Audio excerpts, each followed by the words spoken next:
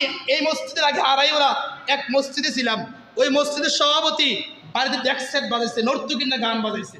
আমি জুমাত বলতে দেখে উনি আমারে কয় সকাল 9টা পর্যন্ত মুক্ত পড়াইতে হবে।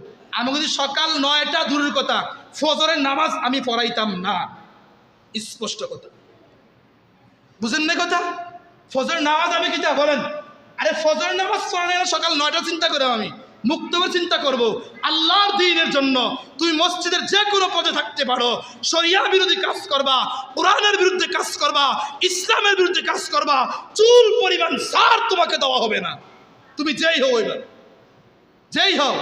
এজন্য নৌজওয়ান ভাইয়েরা আমার, আগামী ভবিষ্যৎ, আগামী দেশ এটা যুবকদের হাতে। বর্তমান দেশ, সমস্ত দেশের সব দায়িত্ব যুবকদের কাঁধে।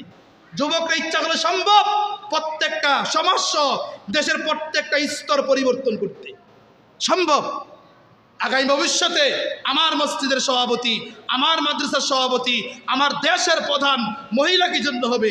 আমার সব কিছু সেক্টরে নেককার লোক যদি আপনি সব সেক্টর ঢুকাইতে পারেন, আরে ভাই আপনি দিন মানেন না মানেন, হককে সাপোর্ট করেছেন, ইসলাম সাপোর্ট করেছেন, কোরআন সাপোর্ট করেছেন, রসুলকে মহাব্বত করেছেন, রসুলের সুন্নাহ বাস্তবায়ন করেছেন, আল্লাহর জাতের কসম হক কাজটা করার কারণেও আল্লাহ পাক আপনাকে মাফ করে দিতে পারে।